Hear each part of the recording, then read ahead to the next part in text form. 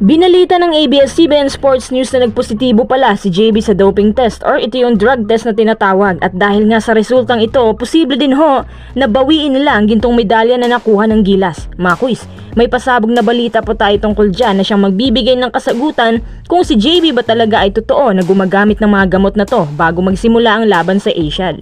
Medyo mainit pong usaping ito. Pangalawang update, dahil sa pagwawala at pagmumura ni Coach Yeng sa mga PBA refs, posible din po na suspendihin ng PBA si Coach Yeng ng ilang games.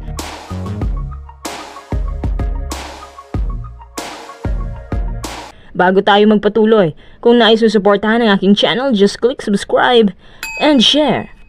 Totoo ba na si JB ay gumagamit nga or umiinom ng mga pinagbabawal bago nagsimula ang laban sa Asian Games? Mga quiz, isa lang masasabi ko, si JB ay hindi po gumagamit ng mga ito. Bakit ko nasabi? Una, sino-sino ba ang mga nagsagawa ng tests na to? Pangalawa, bakit ngayon pa sila nagsagawa ng tests? Gayong tapos ng laban, lumipas na nga ng isang linggo bago ang doping test. Anak nang, alam niyo rin ba mga quiz na pati pala ang mga players ng Jordan nagpositibo sa test na yon? So ang ibig sabihin pala ng Chinese dito, yung Jordan at Gilas ay parehong gumagamit ng mga bawal na gamot kasi nakapasok sila sa finals, at yung China hindi sila nakapasok dahil hindi naman daw sila gumagamit. Anak ng, anong klaseng style kaya yan? Ganito yan. Pagkatapos po makuha ng Gilas ang gold medal, agad nagtatalak ang buong Chinese basketball community sa social media kasi yung Gilas daw puro African Americans.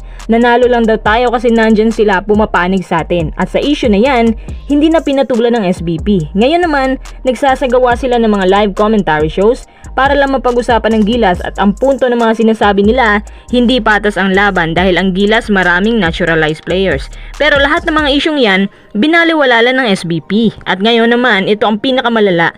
Pinamamadali ng mga Chinese na magsagawa ng doping test sa lahat ng mga naglaro sa 5x5 tournament. Hindi ba kayo nagtataka na saka pa sila nagsagawa ng test, gayong tapos ng laban, tanging mga Chinese pa ang may pakana ng lahat, biglang pinulitika ang issue.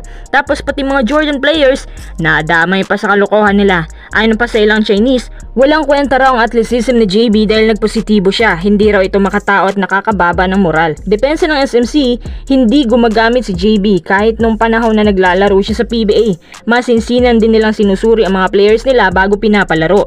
At dahil sa lumalalim na isyong yan, posible po na bawiin ng mga Chinese ang gold medal at ma-forfeit ang resulta ng laban. Nako, kapag nangyari yan, baka magkakaroon na naman ng gera. Alam nyo naman sa mga Chinese na hindi nagpapautang yan. Kapag natatalo sila, bumabawi talaga at hindi sila nakakatulog tuwing natatalo sila. Tingnan mo nangyari sa World Cup. Malay ba natin na galit na pala sila sa atin? Tapos natalo pa sila sa game na sila ang host, napahiya sila dun eh. Gumagawa talaga sila ng issue at paraan para hindi madungisan ang record ng mga Chino.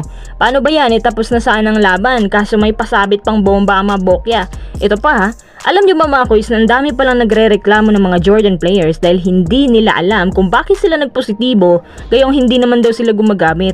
Ay nako, nagkatalo na. Isa lang ibig sabihin nito, itong ginagawa nila ang style ng mga talo nang hindi matanggap ang pagkatalo. Tapos itong JB issue na to, gagamitin ng rason ng iba tuwing natatalo ang kupunan nila. Huwag po kayong mag-alala, gumagawa na po ng paraan ng SMC at SBP para mapatunayan sa lahat na malinis ang pangalan ni JB at sana hindi mabawi sa atin ang ilang taon na nating gustong makamit ng gintong medalya sa Asian.